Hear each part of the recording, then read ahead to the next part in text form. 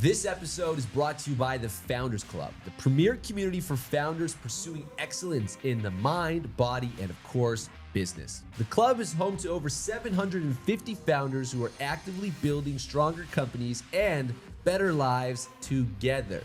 Through curated masterminds, destination retreats, and private events, members gain access to world-class insights, connections, and experiences designed to help them perform at the highest level. So the average founder in the club is doing between $5 and $50 million a year in revenue. So if you're ready to surround yourself with like-minded entrepreneurs who push you to grow and excel in every area of life, visit foundersclubofficial.com and apply to become a member today. Brandon, welcome. Thank you. To the Founder to Founder podcast, dude. This has been a long time coming that you're here on the podcast. You've been a long time member of the club. At one point, one of our youngest members, but then you've naturally attracted other incredible young talent to come and join us. And I think for everybody listening today, they're going to get a real perspective on what it's like to bet on yourself at a very young age. And what I find personally so interesting about your story, which I know we'll get into, is your ability to compartmentalize the challenges that you're faced with at every point in your journey. Most of these challenges would break people and actually send them back, or to go back a step, or the fear sometimes is too big, the risk is too big, the limiting beliefs, the self-doubt. But you've always found a way to just compartmentalize it. And I think that's really special. So before we get into it, I want to, kind of pull back the curtain a little bit and really just tell the audience, where does this entrepreneurship, where does this whole idea of building Brand into who he is today, where did this all start for you? Yeah, great question. And thanks for having me on the pod. Ever since a young age, I really don't know where it exactly came from. But ever since a young age, I knew I wanted to make it somehow.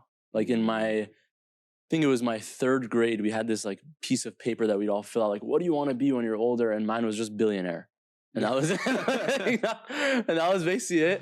And my parents always say, we don't know where the hell it came from, but you always just wanted to make it somehow. When entrepreneurship actually sparked for me, I never knew what it was to be an entrepreneur or what it was to be a founder. Originally growing up, I thought, okay, I want to be rich. I got to be a plastic surgeon. That's the way to do it. I was always really good in school. I'm I want to go to med school. That's the thing to do. And the change for me, when I was 15, I went on a family trip to India for a wedding that we got invited to. Wow. And we were in this bus, and there was 3 families in there. And my family friend, his name is Brandon Hakeem, he was always reading. And I remember he was reading Meditations by Marcus Aurelius. He was sitting behind me, and I'm like, why are you always reading? These books are such a waste of time. Because I was good in math and science. I hated reading. And he's like, these are books about how you can improve yourself and how and about business, basically. And so he's like, you got to start reading this book, Think and Grow Rich, if you want to learn about this stuff. And so we were in and I'm like, okay, whatever. I didn't really think much of it. We were in this Indian bookstore after going to Taj Mahal. Wow. And basically turn around and I see the book right there, Think and Grow Rich, by this Indian publishing company, Taj Mahal Publishers or whatever, right? Wow. And the first page is all in Hindu, the rest is in English. I'm like, okay, there's a sign, I got to buy this right now. So get back to LA and I read this book, and it has all these stories of Andrew Carnegie and Henry Ford and all these amazing people that built America and how they had this vision for themselves and how they could build something. And that's when a spark lit up for me. I'm like, oh, this is the way that I can actually achieve my dreams. And so that year from 15 to 16 was super impactful. Every morning I would wake up and before going to school, I'd write down my goals. I'd set a 5-minute timer, close my eyes, and then envision myself building a business, envisioning myself having a team. Where did you learn that? You're 15 years old. Yeah. I've read that book too. Yeah. Where did you learn how to kind of start to manifest your life? In that book. That you pulled that book changed my life. That was my Bible. in high school. That book, I read it like 3 times. And then I just started reading a different book every week about different business people, about different things, Slight Edge, Good to Great, all Great these book. Yeah. Good to Great Yeah. is a phenomenal Incredible book. Yeah. Wow. And so every week I was reading a different business book. At one point I had a podcast where I'd summarize a book every week. It's Wow. nowhere anymore. I Can't took it find down. it? I can't find it. Yeah. But I had like 50 episodes there. At 15, 16 years old. Yeah. Wow. And so I was just so driven. And my first business ever was I was actually about to start importing these like spot marker things to like that you'd put on a basketball court when I was 16. Basically do like the whole Amazon FBA thing. You know my cousin Justin, he was like mentoring me through it. Yep. Was gonna do that. 1 week before we're about to place the order, this guy comes to my high school, Richard Dahan. Comes out in front of everyone. Have you met him before? You know who he is? No. You don't know the name? All right. Comes to our high school with a briefcase full of money. Okay? There's like 500 people there. And keep in mind, I'm in a Jewish high school. You know, everyone wants to make money. Yeah. He comes in, he's like, if you guys want to be rich, you need to start $1 billion moonshot startup unicorn company. Boom! Opens this briefcase, a bunch of money falls. And we're all like, wow, let's do it. Let's go. Did you guys run for the money? Like, what's going on? We're just sitting there. No, Is this to take? Or? So he does this whole thing, and I tell my cousin, like, yo, I'm not doing this shit. Like, I don't want to make 10K a month. I want to figure out how to start $1 billion company. Wow. And so we do all this brainstorming. I think at this point, I'm like 16, 17 years old, and I come across this like genius idea. I'm like, let's do Airbnb for self-storage. And so you can store your boxes and your shit in other people's homes. Yes. So me and 2 buddies put all of our bar mitzvah money in, hired some developers, and literally, I think they were in like Poland or some shit. Completely got shafted. It was like, it never worked. We spent like all of our money on it. Complete failure, but that was my first experience. I was going to UCLA campus every day after school. Just approaching probably like 1,000 students. Like, hey, do you want to store your boxes? And we would just store it in my garage. And we got about 100 people to store about 200 boxes total in my garage. And that was like my first experience. Wow. Yeah. You know, I always find it so interesting that it's never really the first business that works. No. But there's an energy that's created. Yeah. And I forget the guest. We had one guest one time talk about like Tony Stark. And he has that like energy source inside of him. It seems like to never run out. Yeah. And it's always that first business that turns on that energy source. Because once it's on, whether it works or it doesn't work, it never really fades. It's just, it lingers there. And you're 16, 17 years old. You have this spark. You go out and try to build this thing. It doesn't really work. You hustle though. You know what it's like to complete a transaction. You know what it's like to do customer service. Like, hey, I need to come pick up my box. You're like, damn, 1 out of 200. I got to find it right now. We had no system. Wait a second. For the names. What does your box look like? It's cardboard. Oh, okay. Give me a minute. Yeah. So, but you learn. Yeah. You learn. And there's always a decision to be made at some point. Like, and some people make the decision, this isn't for me. Yeah. You didn't. What came next for you? So after that one, so that business failed almost immediately. I ended up joining another thing with some of my friends. This app we built called Chaser, which was a ticketing app for college parties, like frat parties, nightclubs. When you're in college? This point, I'm finishing up high school, and then we really launched it when I was a freshman in college. And where'd you go? USC. So you went to USC. That's interesting, though. I want you to tell me about this app, but I don't know if you're a big believer in college. Oh, like I only have one regret in my life, which was going to college. Wow. Yeah, I have I literally have no regrets. I believe everything's for a reason. Did you pay for college? Right now, I have a loan. Get the fuck out of here. Yeah, I think it's like such a scam. You don't even need to say it. I got a C in marketing. I got a C in communications. All I do all day is talk and fucking market. That's all I fucking do all day. Like the only class that did well was like intro econ. Such a waste of time. Oh my God. But it was bullshit. Like but I finished in 2.5 years. So I was smart. I had AP credits. I had all that shit. So I got it through. But like, such bullshit. And I look at the people that were like, there's so many problems with college, but the people that are crushing it in college, like the top guy in the frat, the top student, all this, they're all the same cookie cutter motherfucker. End of the day, Right. Some dude in New York who's 26 who holds a beer like this. Hey, bro, how's it going? Like that's basically what. That's basically what all of them turn into. So, and that's what it is. Sorry to call people out, by but the way, not only do I agree with you, I have a question. yeah. Many would say that a lot can be taught, YouTube University, et cetera, et cetera. Yeah. But I don't know if I would do a surgery with a doctor that's like, yo, No. I learned it from YouTube. So there's definitely a place for Trade school. Yes, Yeah. advanced education, because there's systems and you have to pass tests, and by the time they get it, they worked hard for it, they earned it, etc. But my one big issue with it is actually not how it fails to actually test some of these soft skills, marketing, communication, etc. My biggest issue with it is that you paid for it. That's my biggest issue, because ultimately there is, I didn't really graduate even grade 9, to be honest. So I love that. There's a couple things, I always ask myself, like, what would I be if I did go?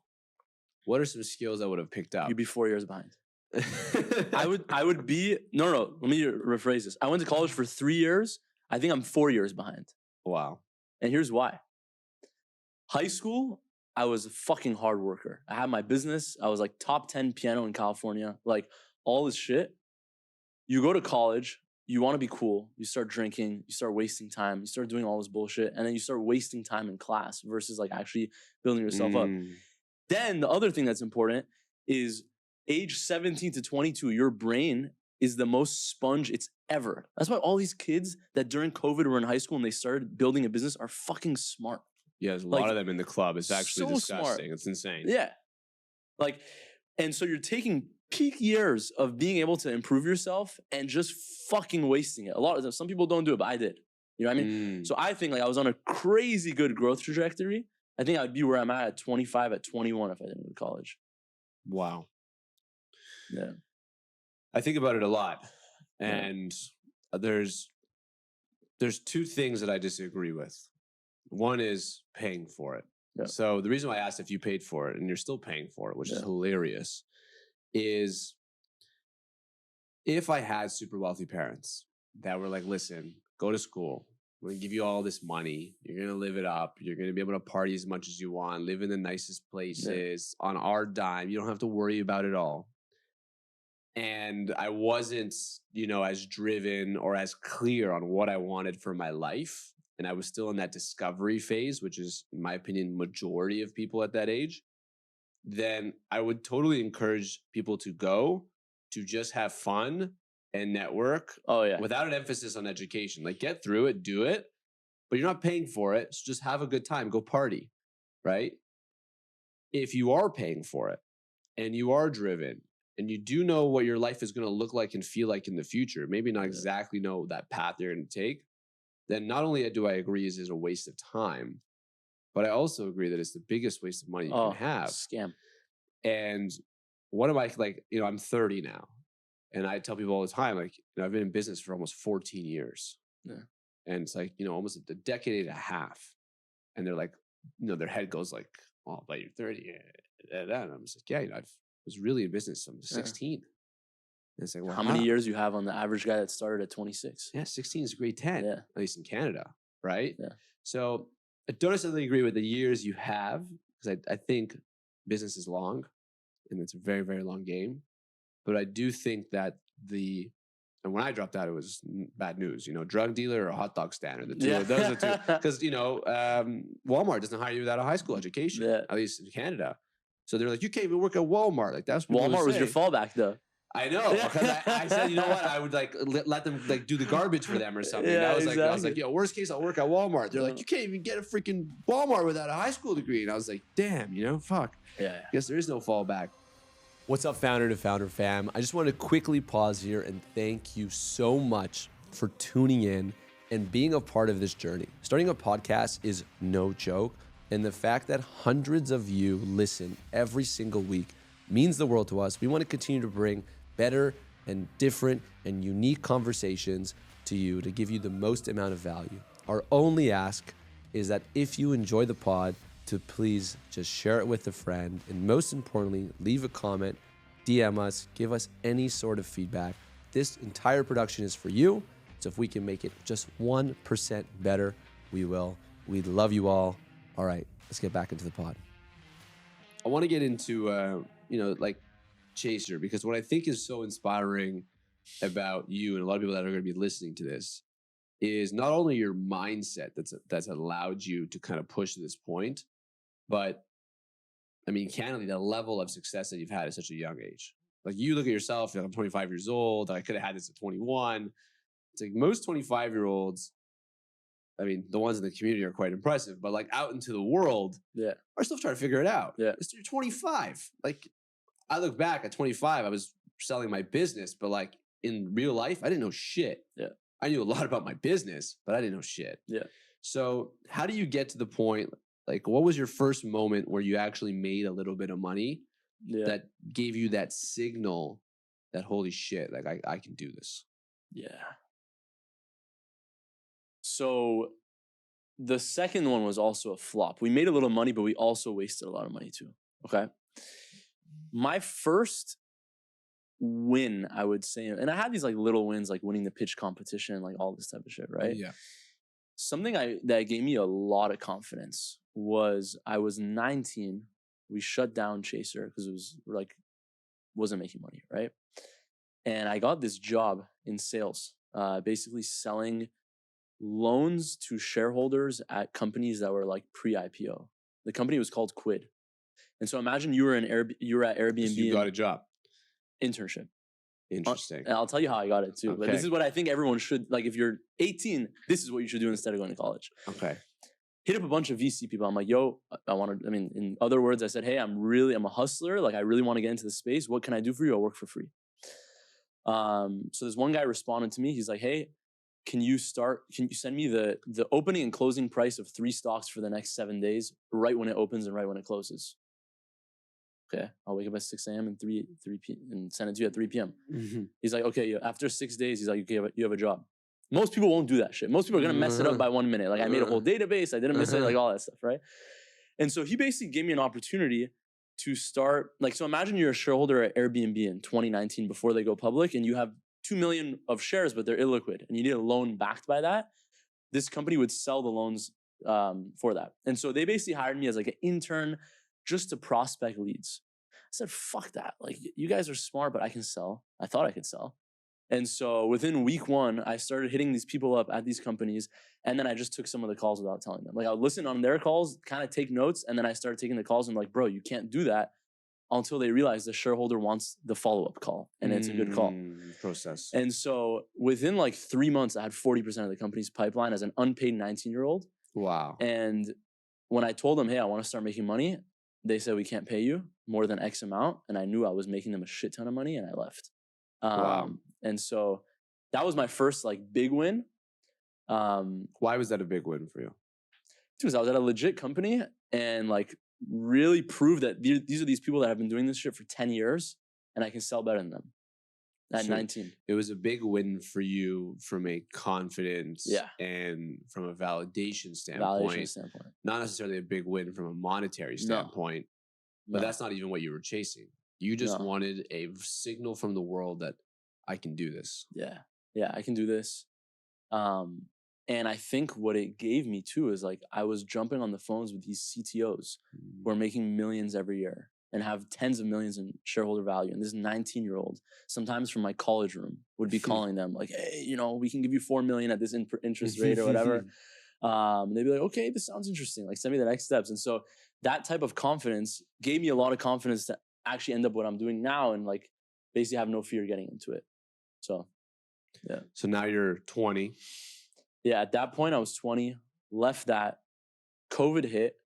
I had kind of another spiral down at this point. I started selling masks in bulk for my friend's dad's company. and I was garbage at it. So I went from this really good sales experience to this one where I couldn't get a sale. I made $4,000 in 3 months, like $750 a month. It was very bad. And at this point, I think it was December 2020. I was like lost. I'm like, fuck, I don't know what, like I was so hot and now I'm so cold. I don't know what's going on. What should I do? And I'm just listening to this podcast at like midnight one night. There's this podcast by James Bashara. You know the company Magic Mind, the green drinks? Founder of that company. He's on this podcast. It's called the Mercury Tea Room podcast. Mercury, the bank, they have their podcast called Tea Room. I listened to this guy. He gives his story, how he had his company. They kind of fucked up. They ended up selling the Airbnb, all this stuff. And I'm like, fuck, this guy's really smart. I need to figure out a way to work for him. He's in Venice, California. I got to figure something out. So I hit him up, email him. I'm like, yo, James. And I remember, and I posted this email on my LinkedIn. It was like my biggest post. I posted a screenshot of the email. Subject is ambitious 20-year-old looking to work for you. And the email is, hi, James. I'm Brandon. Here's what I'm doing. I heard you on the podcast. I think you're super smart and I love the chance to work for you. I'll do it for free. Any chance you have any openings? Anything I can do for you? I said, can you sell? I said, this is what I did for these loans. I didn't mention the thing about the max. He's like, okay. So this was January of 2021. He's like, can you find me guests for my podcast? And in return, I did a 10-minute phone call where he gave me life advice. And he's like, I'll pay you $500 a week. Just find me a guest. I never invoiced him because I wanted to put the goodwill in the world. And so I found him a bunch of guests for his podcast. Basically booked it out. We had like Seth Godin. We had like all these cool people on his podcast. I was just hustling everyone I could. I said, hey, this podcast is getting 100,000 downloads an episode. It was like $5,000. James, if you're listening, this is how we did it. So, whatever, we filled it up. And then a month later in February, he's like, hey, you're doing great. You want to start getting sponsors for the podcast. And so same thing here. I started hitting up basically every SaaS company, every company that raised money, et cetera. I said, hey, do you want to sponsor this podcast? There's a bunch of entrepreneurs listening. Here's the pricing. I sold it at 10 times market average per view. So like 200 CPMs, whereas standard podcasts are 20 CPMs. Sold out like 40 ads. His producer saw. And he's like, yo, how are you doing this? I'm like, I don't know. I'm just sending a shit ton of emails and jumping on the phone and putting a nice deck and all this. He's like, I have this client, Sean O'Malley, UFC fighter. This is when he started winning. He's like, start selling his YouTube channel. And that was my first taste of selling YouTube sponsorships. And little by little, the business grew. That's insane. Yeah, it's totally crazy how it happened. That's insane. Yeah. Was there ever a moment where, or a deal specifically that what you would say was the deal that like made everything really real and serious for you? Yeah, there's one. So while I was doing this, I did it for like 6 months. This podcast and YouTube, I was selling both podcasts and YouTube. We weren't making money though. I was making maybe 2-3K a month on commissions. And I was talking with my cousin and my uncle. He's like, yo, you need to work and learn how a business runs. So I'm like, okay. So I started working at an Amazon agency as a project manager. I was there for 9 months. Wow. While you're still doing this. While I'm still doing this. This was an unbelievable experience. I was working way harder on my business after I got the job because I would learn things like, here's how you do project management. Here's how you do this. Here's how you do that. And then at night, I'd go home and apply it to my business. So I was working the 9 to 5, go work out, eat dinner, boom, working 8 to 2 a.m. on my business. And this was just this. I was 21 at this point. And I was learning so much. And they put me on 8 of their biggest accounts. I was their best project manager while running my business. 3 months into the job, I had a really big podcast. I was doing YouTube and podcast. And we pitched to Miller Lite. And I did my first 6-figure deal. It was, I think, 120K or something. And I make 20% on that. So it was 24 grand on it. And I remember when the contract came through, I was like, yo, like this is fucking real. And now we sell ads, 1 ad for that price, right? But like it was an annual deal with Miller Lite. And I'm like, yo, we just got like the biggest beer company for this podcast for an annual deal. I remember I'll still remember like dancing around in front of my computer. I remember the song that was playing. I remember running around the house. What song was it? It's Friday again. It's Saturday, Sunday. Like I remember listening to that song. I was like, let's fucking go. We did the deal. So that deal happened. I called my cousin. I'm like, yo, we fucking got the deal. He's like, let's go. And I'm like, yeah, it's like $2,000 a month because it's over 12 months. And that's when it really hit me. I was like, yo, I need to figure out how to leave this job. And so little by little, I told them, like, listen, I have this business. You guys want to start as a department, influencer marketing department? They're like, no. Vendo, you guys missed out. But yeah, I went part-time my last 3 months there. I said, listen, I need to do this. We went to a conference, I remember in March of 2022. And they got me into the conference, Expo West, wearing their merch and all that stuff. Took it all off and just went to sell brands. And we've done, from that conference in 2022, over 7 figures of deals. Wow. On their dime. So they fucked up. Yeah. What you're, first of all, that's incredible. But what you're describing is something that I think is really what school is, in a way, like holistically at some point was supposed to be. And every single person that's listening to this and is potentially a younger, aspiring entrepreneur that, or not even younger, if you're just an inspired potential entrepreneur, you want to go on your own. We had a guest on, Nadia, who, 15, 20 years corporate ladder, top of her game, left to go and start her own business. So at any point in time, you can go and take that leap. The smartest thing for you to do is to get a job that will pay you to learn the skills you need to then go and build your business. There is no other better solution to learning while getting paid. So many people pay for courses that are oftentimes shit, outdated, or by someone that's never actually done it. Yeah. It's one of the reasons why I've never launched a course. I'll never launch a course because I'm too busy doing the fucking material that I would put in the course. And if I would put in the course is working, then why would I make a course if what I'm teaching is working? Just hire the people that It's so stupid. But if you wanted to learn what we were doing in practice, you would ask for a job. Yeah. And then you get exposure. Yeah. And the exposure will teach you. Yeah. And the correction will teach you. And the best part about it is you get paid. And I think what you did, it was the smartest thing ever. And what you also did is you took the pressure off of your business in the early days. Right. This is the most important thing, hands down. Business takes time. Yeah. It takes time. Like when did you guys at what point did you do $1 million in deals? How long did it take from the day you started this, from your first deal to $1 million? So the official start date is when I left my job, June 2022, like under a year. Right. So but there was all those years where there was 2 years where it was a side hustle. Right. Before a year and a half where it was a side hustle. So it took you about 2.5, 3 years to get to the point where you're all in, going to go clip $1 million. I know I've over 20 million now. It's a big business, etc. But like, we need to stretch the timeline. Yeah.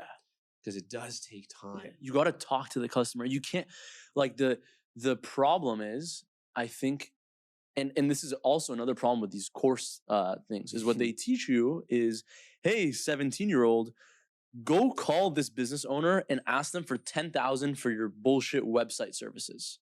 Okay? Versus call the business owner and have a conversation with them. And maybe they don't need a website. Maybe they need a blog. And maybe you want to charge them $200 so they like you. And you tell them, hey, listen, I'm 17. Like, I'm undercharging you, but listen, I'm 17. And maybe they love you so much they refer you to the next person rather than trying to shaft them up front. And that's what we did. We called everyone. We talked to everyone. I said, what are the other agencies doing that aren't good? What are they doing that are good? I used my age to my advantage. Our first cold emails ever to YouTubers were ambitious 22-year-old looking to get you deals. I would jump on the phone with them. I'm not going to charge you anything. Like, let me just get you the first deal. Like, let me just do all this. I had the job paying me like $4,000 a month at the time. So I wasn't, I was fine. But like some deals, okay, we fucked up. Don't worry about it. You don't need to pay us. Boom. Next thing. You know what I mean? So that's the problem. When you're like just trying to make, and that's the thing is like, I look back to my 16-year-old self and yeah, I started that business. There was definitely a pro to it, but there was a shit ton of cons from it, which is I'm trying to make a shit ton of money at 17 and start this $1 billion company rather than build the skill, go work for someone, do an apprenticeship, do that. The right thing was to continue with the Amazon FBA stuff with my cousin. Because he, like, I went back to him at 21. He saved me. Like, biggest impact of anyone in my life is my cousin. But having a mentor like that from the beginning also would have supercharged me like crazy. You know? You're just dropping fucking bombs, dude. On it's just so important to understand the idea of stretching out the timeline, learning new skills, and understanding that it does take a really long time. You mentioned using your youth as a tool to grow. Yeah. And I do want to get into your youth a little bit, but it's the same advice I got when I was about 19. Gary Vee came to Toronto and he spoke on stage. Yeah. I snuck backstage and I asked him questions and he put me on his vlog. He roasted me on his vlog.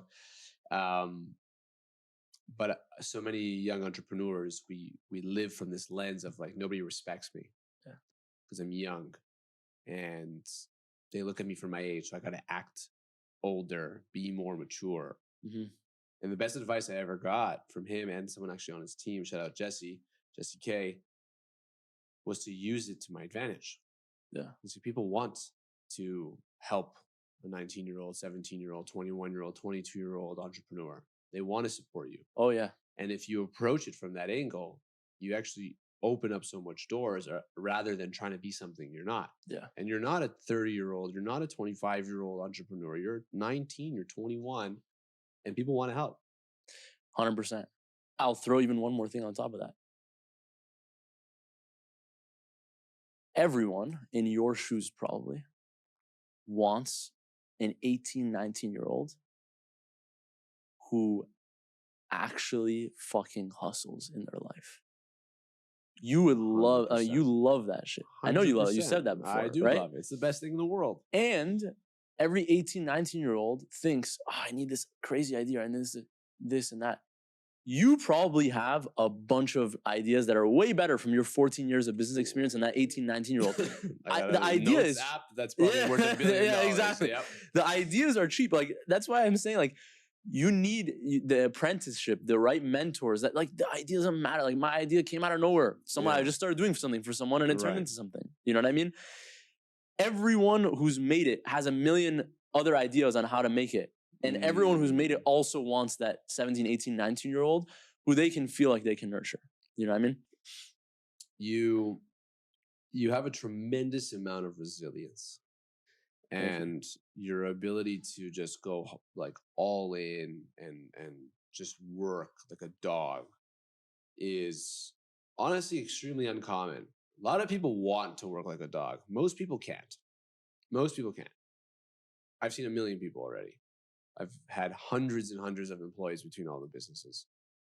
Majority of people cannot work like a dog consistently over a long period of time without a guaranteed improvement in outcome. I'll say it again. Most people cannot work over a long period of time consistently without a guaranteed improvement in outcome, which means the only way I can keep you working so hard every single day is to constantly have a carrot dangling in front of you that keeps growing and growing and growing. Everyone can do that. It's like, hey, show up tomorrow and I'll give you an extra $50. Okay, I'll give you $80. Everyone will do that. Yeah. But most people can't say, hey, it's going to be $100 for the next 18 months. See you tomorrow. Yeah. After like 3 months, it's like, yo, this is kind of boring now. And then they die off. What I find is many of those people that do complete that cycle not only end up better, but I'm always curious where they learn it. And 9 times out of 10, at least from our incredible members and the people on the podcast, they learn this in their youth, watching their home when they're children, watching their parents, watching their family, watching their cousins. If you were to think back to your youth, your childhood, where do you think you learned this ability to just get so dialed and relentless for the life that you now have, but the life at that time that you just wanted so badly? So for me, it all started from playing the piano. I was a really good pianist. I started when I was 5 years old and competed from age 15 to 18. And practicing piano sucks. Like, it is way harder to sit down and play piano for 3 hours than it is to work on your business for 8 hours. Wow. Your hands hurt. It sounds like shit. You're repeating the same thing over and over again for an hour. It's like, it sucks. You know what I mean? Wow. It sucks. It sucks. But I loved it. Like, I loved the final result, which was a beautiful piece of music. But imagine I would basically have to learn a piece, repeat it, play the same line over and over again for 6 months until I could hear 5 minutes of music. Versus just putting on my headphones and listening to it. Wow. Right? Until I could hear these 5 minutes of music, then going and competing with that song for however long, right? That's where the consistency came from. And the understanding that, like, okay, now I'm starting here. Now I got to get this page down. Then I go to page 2 while keeping page 1. Okay, now I go to page 3 of music while keeping 1 and 2. Okay, now the practice time has to be here. Okay, now I need this piece of paper where I can check a box every day that I play. Right? Okay, then there's the part of doing the thing. Then there's a thing I posted about LinkedIn yesterday. Hard work is not only working long hours, but it's saying no to shit. Okay, I can't play sports. Can't injure my hands. I play basketball here and there, but I can't play goalie in soccer. I can't play aggressively. I have to stand outside the 3-point line. Kind of need to play sports like a pussy because I can't injure my hands. Okay? Wow. That's one. Number 2, it's like I have to show up every day. If it's after school, like I can't do things sometimes. I have to go play piano. I have to have my lessons. I have to do this. I have to do that. And so it all starts from piano. Like, I think I'm But you didn't smart have a because moment, like you started when you were 5 years old. You didn't have a moment when you wanted to give up? I had a moment when I was like 11 where I shit the bed at a concert, completely forgot the piece, lost my confidence for like 2 months, changed my teacher. Sheila Hekmat, shout out to you. She gave me a lot of confidence. She loves Tony Robbins. She's a Tony Robbins fanatic. And so like my lessons were a mix of piano, but like she would teach me how to be passionate with the music. And so she'd be like, you can play it like this and keep your head here, but like close your eyes and get into it and feel it. And like I would really, like, from a young age, like, imagine your feet are rooted into the floor, like feel the music, like really. And I was like, yo, it sounds different. Like to me, it sounds like I'm in the music, in the world of it. Like sway your head back and forth, put the hands up, go in, like really get into the music. Wow. And this is where I was so passionate about playing the piano. And you cannot win a piano competition without feeling the music. There are these guys that have the craziest form. Bang, they lose every time. Why? Because some motherfucker like me is gonna go in there, play the piece slow, feel it, make the people cry. You know what I mean? Like that's the shit that they want. And so that's where the passion came, though. And I used to always repeat this. Like I watched this Kobe Bryant video, and he's like, yo, the reason I go to the gym 3 times is because LeBron goes twice. Like if I just keep repeating this to myself, I'm gonna keep showing up. So I just kept saying, okay, if I just show up 3 hours a day, I'm gonna win. Like the winning is gonna happen. I just need to do this shit first. You know what I mean? So that's where it comes from. There needs to be a belief, though, that you're gonna win for sure. Who do you think you were trying to impress at that age? You know, I thought about this a lot. And this week I've been thinking about it a lot. The whole thing has been for myself from the beginning. And for the longest time, I thought, hey, I want to make money or I want to be successful so that I can pay for my family and do all this stuff and never worry about money and all this type of stuff, which is all stuff that I want for sure. But I think the number one thing that will keep me going in these phases, in these seasons where I'm like locked in, dialed in, don't want to do anything else except improve myself, is the pride to look at myself in the mirror and say, yo, Brandon, you're that fucking guy. Like you held your word. You're integral. You're this, you're that. There's never really been a person that I'm like, oh, I want to be great for this person. I want to impress you. I want to impress him. I want to impress my parents. Like, I don't really give a shit about that stuff. It's always been like, I want to be proud of myself, look in the mirror and like really be proud of myself. Who are you running from? Yeah. So this dawned on me during our Founders Club trip to Muskoka. The men's growth retreat. Men's growth retreat. Yeah. So my parents came here as immigrants from Iran. Mm-hmm. They were not as blessed as I was to have mentors in their life, a path, all this shit. There's a lot of shit that I think they fucked up on. Both parents. Mm-hmm. I grew up with some level of a scarcity mindset and a belief of I am unlucky because of the shit that they've done, things that they've gone through, things that I would have done differently. I don't agree with. And that is something that I have definitely spent a lot of time running from, is I don't want to end up like that. And yeah. Brandon, what are you running from? What am I running from? Yes. Brandon knows what he wants to be. Yeah. What does Brandon want to make? Why Brandon's working so hard so he can become who he wants to be, but also so that he does not become what? Yeah. Want me to start? I'll start. Yeah. For me, it's very clear what I'm running towards now in my life. Yeah. I'm running towards building a family. I'm running towards being able to support as many people as possible and to have as big of an impact as I can with whatever time I have on this planet, whatever that is. And I feel more aligned with that than ever. Most of us are very clear on what we're running towards because it feels good.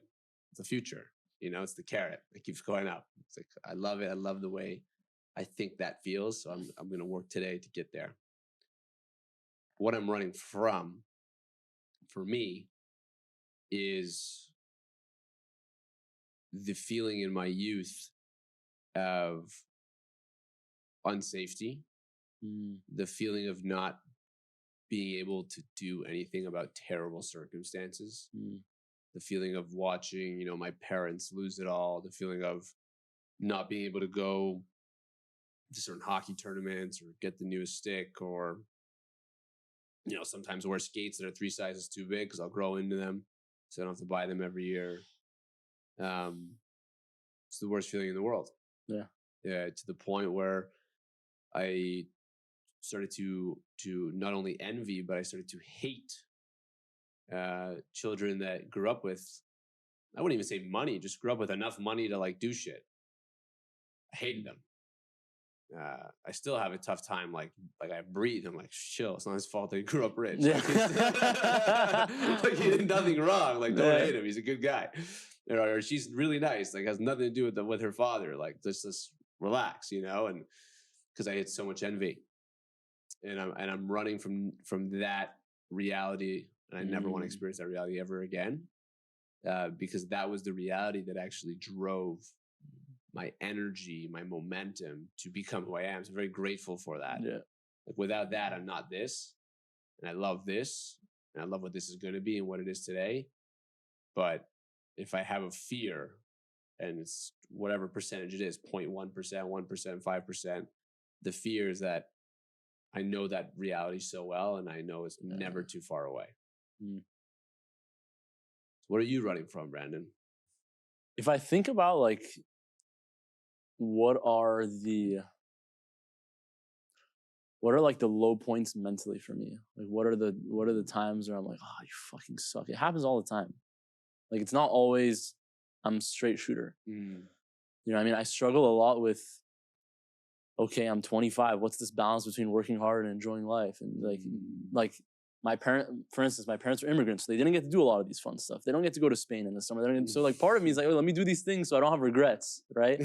So I'm not 40 years old and trying to get that joy through, you know, external things.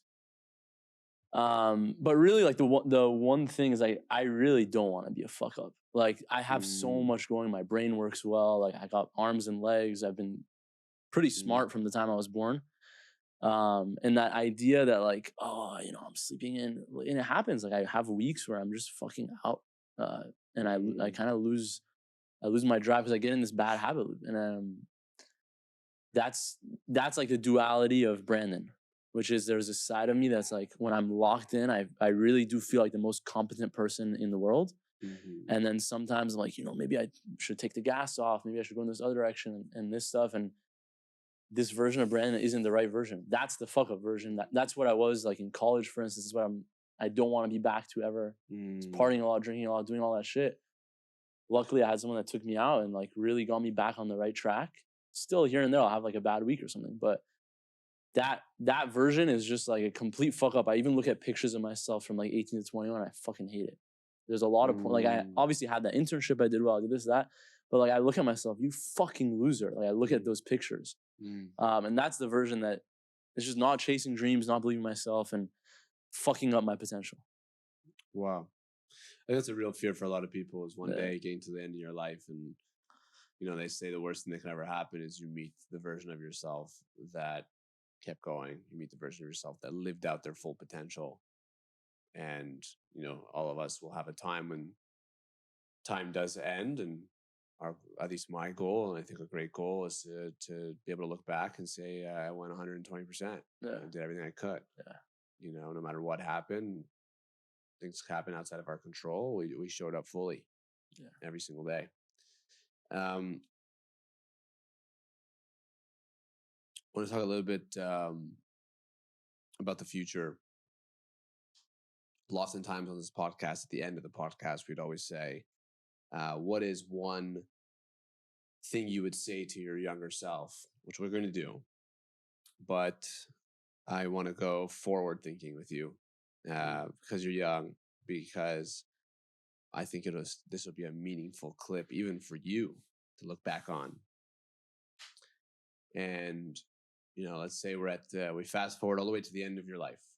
Whatever that is, 120 at the end of your life. And you want to be known for a few things. Whatever those things. It could be 100 things, it could be one thing. You're at the end of your life now. What do you want to be known for? And the time that what do you want to be remembered as? I think the first word that comes to mind is someone that had integrity. Someone that kept his word, someone that said he was going to do something, he did it. Being known as that is something that's very important for me.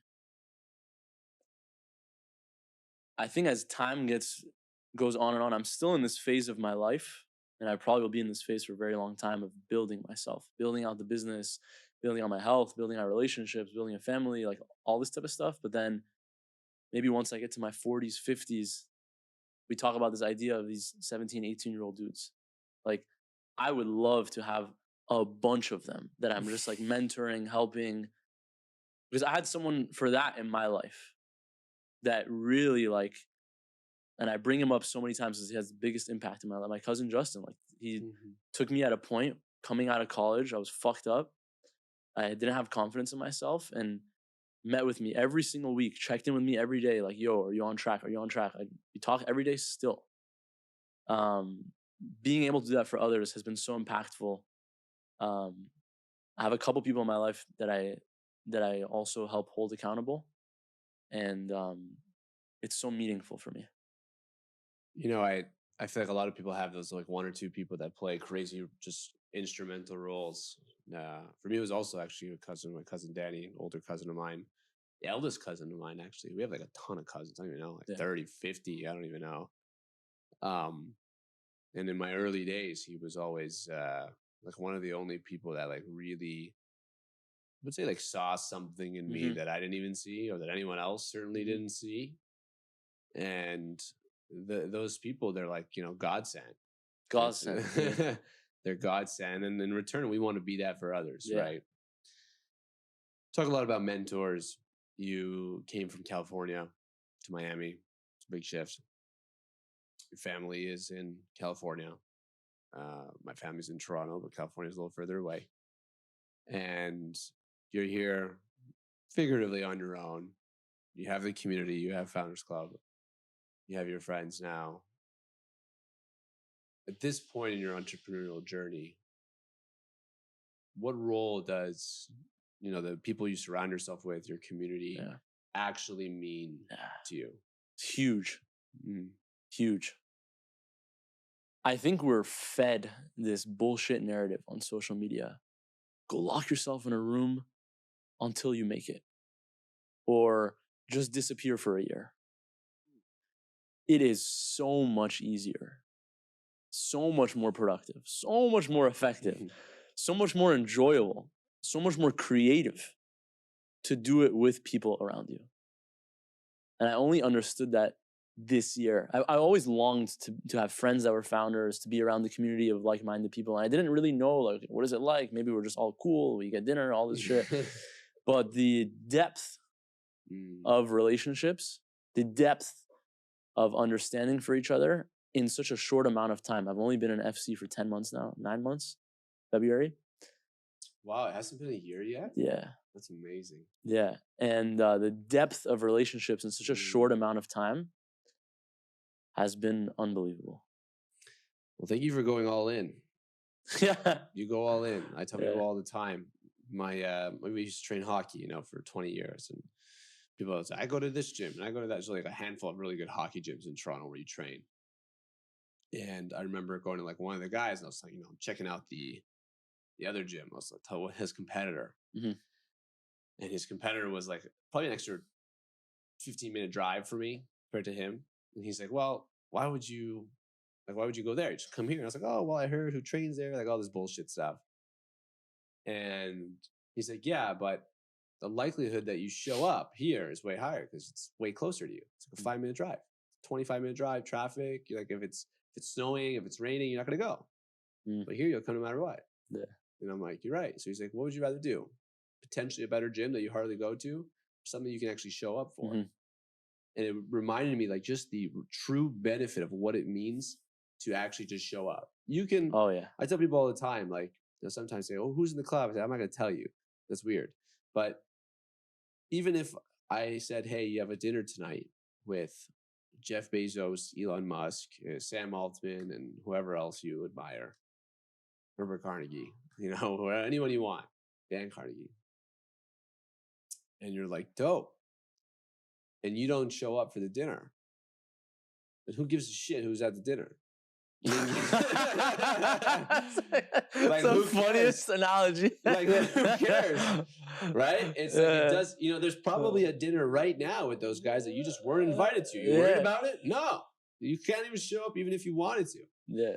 So much about being in community, being in connection starts with showing up. And I often find, and people never really believe this until they actually join any community, but at least I don't want to say any community because I don't know how they're all run, but at least FC, like, it's always our fastest growing, our largest brands. It's always those founders that are always showing up. It's always the founders that are pushing pace that are showing up because they know the value of just one conversation, one connection, one friend on how it can change the entire trajectory of your life. Oh, yeah. And when you're at that scale, when you're pushing 5, 10, 50, 100 million bucks a year to have one connection that potentially yields 5 to 10% improvement in your business or in your life, it's crazy. You're talking about a $5 to $10 million opportunity of just showing up. Yeah. And there's a clear correlation always between those who show up for themselves also tend to show up for everything else in their life. So it always actually does start with you. So if you can't even show up for yourself, you can't even commit to whatever you set out for yourself, then how are you going to show up for everything else in your life? And there's people that say, oh, mind, body, business is catchy. It's like, no, it's just like, how do you show up for your health? How do you show up for your friends and your community? How do you show up for your family? And how do you show up, in your core values in terms of integrity you mentioned? All those things count. And I feel like that is so much easier to do when other people can help hold you accountable. Because it's hard to be amazing at all those buckets. Oh, it's hard. It's impossible, actually. You just need other people. It's like, I'm slacking in the gym. I want to be around someone that's like, yo, I'm going to the gym tomorrow. Are you in? I'm like, oh, I needed that. Yeah, I'll see you tomorrow. Yeah. So I just signed up for this new gym and we have a cold plunge in there. The first 2 days I was in the cold plunge room, no one was there. I went in for like 1 second, I went out. I'm like, dude, fuck this. Today there's like 2 people there, and I'm there, and it's like cold, and I'm like, we're all here together. You know what I mean? So it's like, everywhere it makes a difference, and it supercharges you. And sometimes I go to these events, like especially when I just joined, I'm like, dude, who am I? Like these guys are crazy. Like what can I do? And I'm like, Brandon, just chill out, just sit there, listen.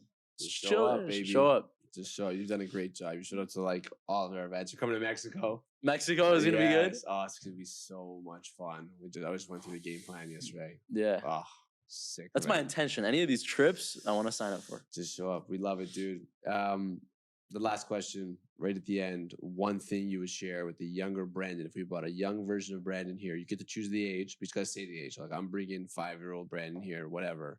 What is one message, if you could share with the younger version of yourself right now, what would it be? So I feel like we already talked about the skills thing, like focus on one skill, right? That one we've already talked about. So how old are we bringing? Like when you picture a younger version of yourself, like how old is that Brandon that you're thinking of? Probably 16. So 16-year-old Brandon. 16-year-old Brandon. One message you would share. What would I say? I think it's a really important message for the younger people. Like what you're doing right now might not be cool. Going on your computer and working might not be cool. You might not be the coolest kid in the class. You might be nervous. You might be scared to do X, Y, Z. But like in the long run, the world really rewards you for putting in the time, for putting in the hard work, for showing up on time, for doing these things that are important. And so just keep believing in that process and keep doing it. Because there's times where you'll fall back, but like just keep showing up every time. And something that I've learned from you is actually have fun along the process. I think I learned this in Marbella when we were together. You were saying all these stories of like your time at Hush, and it wasn't just work stories. Like you're telling me the most funny stories and all. I'm like, yo, this is the truth. When I went to Japan and Korea, I was still working. But that emotion of, oh, I'm traveling, having a good time is so important. So looking at that younger self, like do the fun things, but still like actually put in the work every day. And just don't have fear going about it. That's so important, the having fun thing. Important. Shout out Chris Mead, because we just had a company offsite. We brought the whole team to Puerto Rico. Now, I wouldn't have chosen Puerto Rico, no offense. If I could choose anywhere in the world, I'd put like Madrid, like I want to go to Medellin, like I wanted to go somewhere. But Chris was like, we're all going to put a name on a piece of paper and put it in a hat. Whatever we pull out is where we're going. No way. That's so Chris. So we pull out Puerto Rico. I'm like, oh boy. So we go to Puerto Rico and we're there. We're doing our thing. So I kind of lead the 2026 planning. It's a structure I learned from Sleep Country. Shout out, $1 billion publicly traded organization. Yeah. They do systems really well. I've added my own flair to it. It's a proven system. It works. We plan the whole year out for the entire community, right? Our goal is someone pays whatever it is, $7,500, $10,000 a year to be a member. We want to give them $100,000 of value, like within the first month. That's our goal. In 30 days, you get $100,000 of value, and we can do it just through the app, just through the offers, just through connections, whatever. And this year we're going to track it, which is really cool. We kind of tracked it, but like 100% tracked. And halfway through, it's getting really serious, right? So like we're going through some like deep fixes, like huge restructuring, like huge projects that we need to do to really take this thing to a whole new level, to build the basis for like what 5,000 members, like how they look and live. It's a completely different organization. And it's getting really serious and really intense. And Chris like kind of like stops everyone. He does this thing where he like gets really serious. He's like locks in, and everyone's like looking at him. He's like, what's going on? Like, he's gonna go to the washroom. Like, what's the situation? He locks in and he goes, okay, guys, I'm just gonna tell you guys straight up right now, like just straight up. At any point this becomes not fun, I'm not doing it anymore. Oh, and everyone's like, he's like, straight up. This all started because I wanted to go watch concerts, and I would tell Aaron the schedule of all the cities of the places that I wanted to see. And Aaron's like down, and we would fly and we would host dinners there. And that's how we met all our founders. Wow. He's like, this started for fun. It's the most fun I've ever had. Like, I enjoy this every single day. And like it was getting really intense in our conversation. He's like, at any point in time, this becomes not fun, like we're out. And it's so true. Like we have so much fun doing this, which is why it works so well. And it's a bold reminder for all founders. There's gonna be moments where shit sucks. Don't get it twisted. Like, I'm not trying to say it's all we're having fun every day. It's like, no, some days, some weeks suck. But our goal is to always bring the fun. Always have fun to do what we're doing, because like I mentioned about Hush, like the saddest part of Hush was that like the good times were over. Just like the saddest part of quitting hockey was not, oh, I don't get to win a championship this year. It was like, you know, the practices, the travel with the boys, you know, like that's the saddest part. And it's like business is tough. There's championships you'll win, you'll lose. There'll be years that are amazing. There'll be years that suck. There'll be weeks that you want to quit. There'll be weeks that like you're like, wow, I don't even know how that landed, but it landed. Like I'm so grateful. But all along the process, you want to enjoy the journey. Oh, 100%. You want to have fun. Yeah. Brandon, thank you so much. Thank you for coming on to the Founder podcast. Surprised it took this long to get Brandon on. But it was a good time though. But it was all meant to be. You got me at a great time. Right? It always is meant to be. People always come at the right time when they're ready. Thank you for being a member. Yeah. Thank you for playing life all out. Thank you for showing up fully. And I'm so excited just to see how this whole thing, you know, manifests and unfolds for you. Because most people that I meet just out in the world don't wring out the towel of life as much as you do. So I'm fired up for you. This is part 1. There will be a part 2. Part 2 when you're 30. Part 2 when I'm 30. Yeah. Okay. That's good. Thank you. Unreal. Oh yeah. Thank you for tuning in to another episode of the Founder to Founder podcast. And I have one favor, just one favor to ask. It's the only favor I'll ever ask from you. And if you liked what you listened to please like, subscribe, and please just leave a comment. Let us know what you think, how we can make it better. We are all in on delivering value to you. And all we ask in return is that you hit that subscribe. It goes a long way for what we're trying to build here. And as always, we post an episode every single Wednesday. So stay tuned and thank you for tuning in.